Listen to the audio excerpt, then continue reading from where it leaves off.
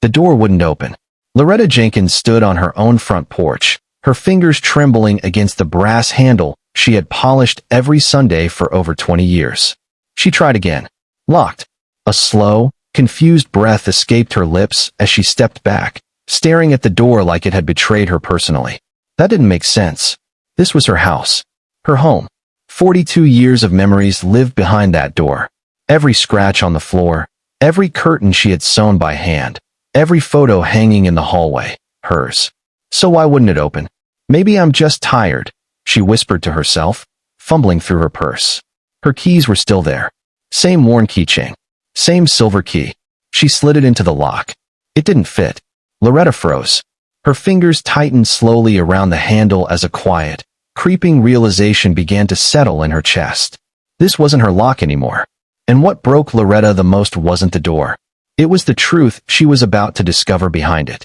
Because in less than 1 hour, she would realize that the man she had trusted for 42 years had already erased her from everything. Her home, her name, her life, and even worse, her own children already knew. Before we dive deeper, let us know in the comments where you're watching from. We'd love to hear from you, and don't forget to hit that subscribe button so you never miss any of our upcoming videos. 3 hours earlier, Loretta had been sitting in a quiet office that felt far too polished for the kind of conversation that was about to change her life, her hands folded neatly in her lap as she glanced between the stack of papers in front of her and the man sitting beside her, her husband Raymond Jenkins, whose silence that morning carried a weight she couldn't quite explain, because he hadn't looked at her once since they sat down, hadn't offered the small, reassuring gestures she had grown used to over decades of marriage. And when the lawyer gently slid the documents closer and said, "This will make things easier moving forward," Loretta felt something shift deep inside her, something subtle but persistent, like a warning she couldn't fully understand, and she asked quietly, almost carefully, "Easier for who?" But Raymond exhaled sharply, clearly irritated, and replied without even turning his head, "Loretta, don't start, just sign it." And after 42 years of choosing peace, of trusting him even when things didn't make sense, of believing that whatever decisions were made would always include her best interest, she swallowed that feeling, picked up the pen, and signed her name without realizing she was handing over everything she had ever worked for. Now, standing outside the house that no longer recognized her, Loretta turned slowly at the sound of a car pulling into the driveway, her heart lifting just enough to give her hope, because even now she believed there had to be an explanation, that Raymond would step out and fix this, tell her it was a mistake. But the moment he got out of the car and walked toward the house without urgency, without confusion, without even looking at her, that hope began to crumble, and when he pulled out a different key and unlocked the door effortlessly, Loretta felt something inside her drop in a way that words couldn't fully capture, because people don't change locks unless they're trying to keep someone out, and they don't keep you out unless they've already decided you don't belong. "Raymond," she called, her voice tight with confusion. "The lock isn't working." And for a brief second she waited for him to respond with concern, but instead he paused, turned slightly, and said, "It's not supposed to." And those words landed harder than anything else could have, because they didn't just explain the situation, they confirmed it. And when she stepped closer, shaking her head, trying to hold on to something that still made sense, "What do you mean it's not supposed to? This is my house." He looked at her fully then, his expression calm, detached, and said, "Not anymore." And just like that, 42 years of marriage collapsed into a single sentence that left her standing there, not just locked out of a house, but locked out of a life she didn't even realize she had lost. The explanation that followed was worse than anger, worse than shouting, because it was cold, controlled, almost rehearsed, as Raymond leaned casually against the doorframe and reminded her that she had signed everything over that morning, that the house, the accounts, the assets were now legally his, that everything had been handled properly. And when she tried to explain that she didn't understand what she was signing, that no one had told her, that she trusted him, he simply shrugged like it didn't matter, like her confusion was her own fault. And when she finally asked, her voice barely holding together, "So where am I supposed to go?" he answered without hesitation, "There's a place already arranged." And just when Loretta thought the moment couldn't get any colder, Raymond exhaled like he had been waiting to say something he no longer felt the need to hide, his voice carrying a quiet irritation that cut deeper than anger ever could. Let's be honest, Loretta. You've been slowing everything down for years now. And she blinked, not because she didn't hear him, but because she couldn't believe she had. And he continued, almost casually, like he was explaining something obvious. I've been carrying this household, making decisions, keeping things together, and you just exist in it. And the words landed one after the other, stripping away years of memories, years of sacrifices, reducing everything she had been to something small, something inconvenient. And when he added, with a faint shake of his head, this is better for both of us, Loretta didn't respond, because in that moment, she realized something far more painful than the betrayal itself. She realized that the man she had spent 42 years loving had not only decided to leave her behind, he had convinced himself she had never mattered as much as she believed she did. By the time Loretta found herself sitting on the edge of a narrow bed in a small, unfamiliar room with white walls and a single window that barely let in light, the reality of what had happened began to settle into her in a way that felt heavier than grief, because just that morning she still believed she had a home, a husband, a place where she belonged, and now all of that had been reduced to silence, to distance, to a room that didn't hold a single memory of her life. And as she sat there, staring at her hands, she realized that the most painful part wasn't just losing the house. It was understanding how easily she had been removed from her own life, how quietly it had happened, how little resistance there had been, and the question that kept repeating in her mind wasn't, why did he do this? But, when did I stop mattering enough for him to think twice? Days turned into weeks, and the silence stretched longer with each passing hour. No calls, no visits, no explanations, just the quiet routine of a place filled with people who had nowhere else to go. And at first Loretta told herself stories to make it easier, that Raymond needed time, that her sons, Darnell and Isaiah, were busy, that they would come, because she had raised them better than that. She had given them everything she had, every sacrifice, every sleepless night, every prayer, whispered over their futures. And that kind of love didn't just disappear. It couldn't. And yet as the days passed and the door remained closed, that belief began to weaken, replaced by a quiet, painful understanding that maybe she had been the only one holding on to it. So when the door finally opened one afternoon and she saw her son standing there, her heart lifted in a way she hadn't felt in weeks, and she stood quickly, her face lighting up as she called their names, moving toward them with arms ready to hold on to something familiar. But they didn't move, didn't smile, didn't reach back. They just stood there with a distance that felt unfamiliar and heavy. And when Darnell finally spoke, his voice measured, controlled, "We can't stay long," something inside her chest tightened, but she nodded anyway, desperate not to lose even a moment. And as she tried to fill the silence with warmth, Isaiah's voice cut through it, colder than she had ever heard before. "Mom, we think it's best you stay here." And just like that, whatever hope she had been holding on to began to slip away. What Darnell said next was the moment something inside Loretta didn't just hurt.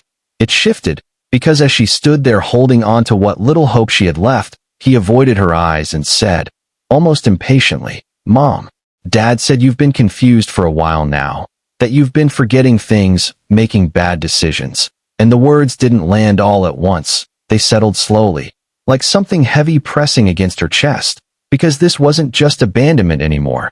This was something deeper, something colder. This was a narrative being built around her, a story she had never told but was now being forced to live inside. And when Isaiah added, quieter but just as damaging, he said, "It's not safe for you to be alone anymore." Loretta felt it then, clear and undeniable. This wasn't just about the house. This wasn't even just about money. This was about erasing her completely, her voice, her credibility, her identity, and replacing it with something easier to control. But what her sons didn't know, what Raymond had never even considered, was that Loretta had been paying attention far longer than anyone realized. Because years ago, during a time when Raymond had almost lost everything through a reckless business deal, when creditors had called the house and stress had filled every room, Loretta had quietly stepped in and protected what she could, not loudly, not dramatically, but carefully, strategically, opening an account in her own name, securing documents, placing a portion of her inheritance into an investment that was legally untouchable, something she never spoke about because she never needed to, something she hoped she would never need to use, but something she never forgot. And over the years, while Raymond rebuilt his confidence and slowly began to act like everything they had was his, that quiet decision she made had grown into something far more powerful than he could ever imagine. And even more than that, even more important than the money, was something Raymond had completely overlooked, something he never thought to question, because he never believed Loretta was capable of planning beyond him. Years ago, after one particular argument where he had tried to make a financial decision without her consent, Loretta had insisted on meeting with a lawyer, not to fight him, not to challenge him openly, but to understand her position, to quietly protect herself in ways that didn't disrupt the peace of their home. And during that meeting, she had signed documents that gave her a form of legal authority over certain shared assets if she was ever declared mentally unfit without proper medical verification.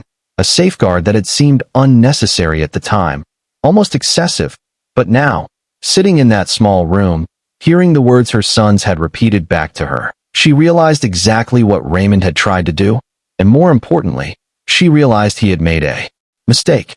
Because the moment he started telling people she was confused, the moment he tried to build a case around her mental state without proper documentation, he triggered something he didn't even know existed. Within days, the quiet, calm Loretta had carried turned into action, because she wasn't waiting anymore. She wasn't hoping anymore. She was moving, making calls, pulling records, reconnecting with the same legal contacts she had trusted years ago. And when that process began, it didn't stay quiet for long, because the claims Raymond had made, the steps he had taken, the documents he had pushed her to sign, all of it began to come under scrutiny, and for the first time since he had locked her out. He wasn't the one in control of the narrative anymore.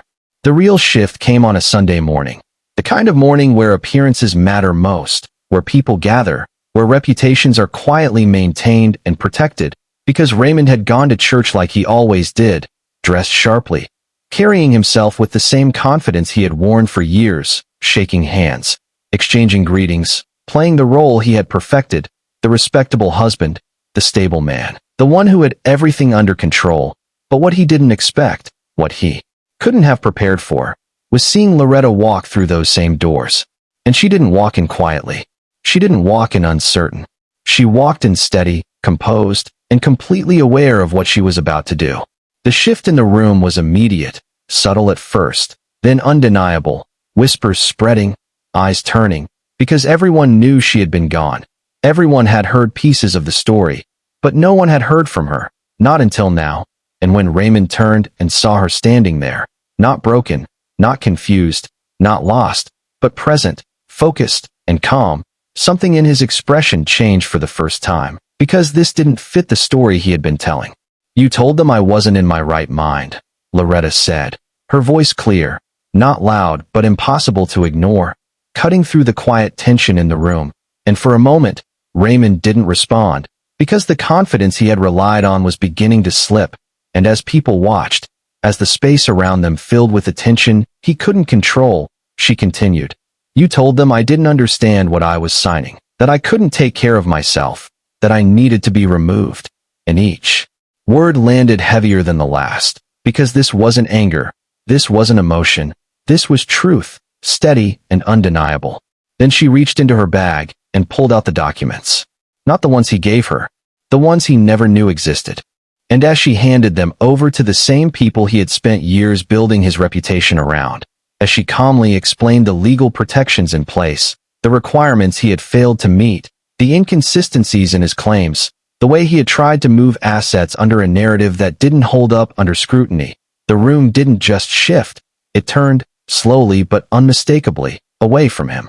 Darnell and Isaiah stood there too, their faces changing as the truth unfolded in front of them. Not in private, not gently, but in a way that forced them to confront it fully, because the version of their mother they had accepted, the one they had been told to believe in, didn't match the woman standing in front of them now. And the realization hit harder than anything else, that they hadn't just been wrong. They had been part of something that should have never happened.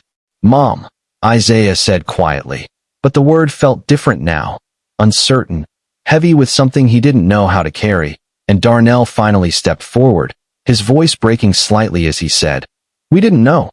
He told us." But Loretta didn't interrupt, didn't react the way they expected her to, because this moment wasn't about anger. It wasn't about proving them wrong. It was about something deeper.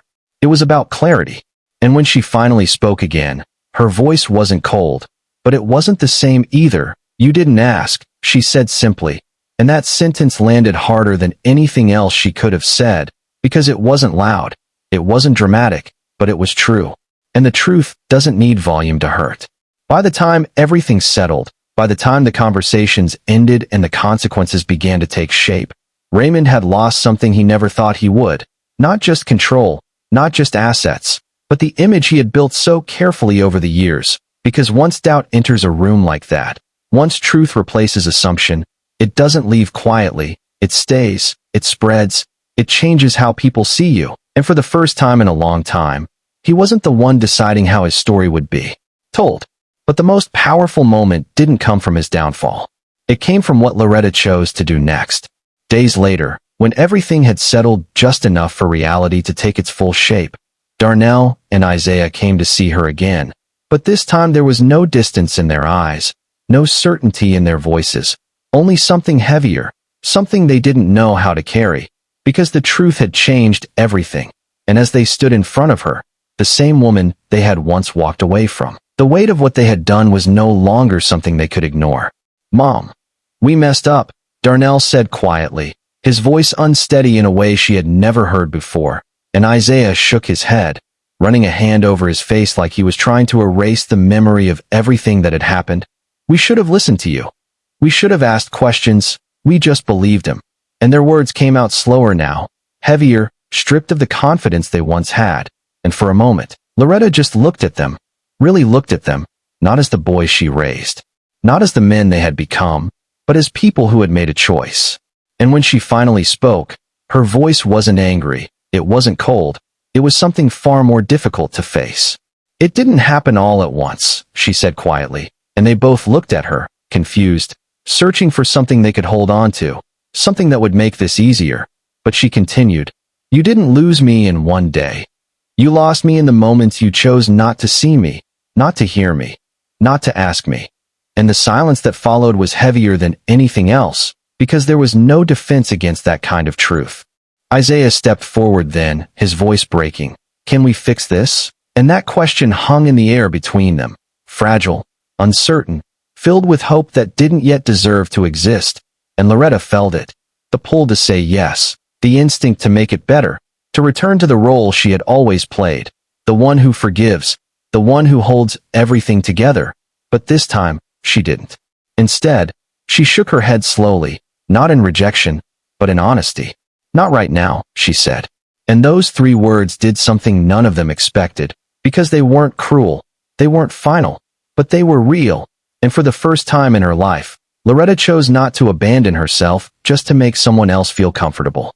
"You need to understand what you did first," she added, her voice steady, grounded in something stronger than emotion. "Not just to me, but to yourselves." And as they stood there, absorbing the weight of that, she realized something she hadn't fully understood until that moment. Forgiveness isn't something you owe people just because they ask for it. It's something they have to grow into. And as they walked away that day, slower than before, quieter than before, carrying something they didn't have when they first left her behind, Loretta didn't call them back. Not because she didn't love them, but because for the first time in her life, she loved herself enough not to disappear again. In the end, Loretta's story reminds us of something many people only realize when it's too late. That love without awareness can leave you vulnerable. That trust should never replace understanding. And that protecting your peace should never mean losing your voice. Because the people closest to you may not always have your best interest at heart.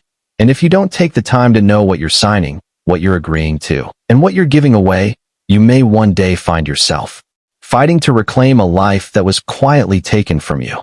If this story touched you in any way, let us know in the comments what you would have done in her situation, and don't forget to like, share, and subscribe for more powerful stories like this. Thanks for listening.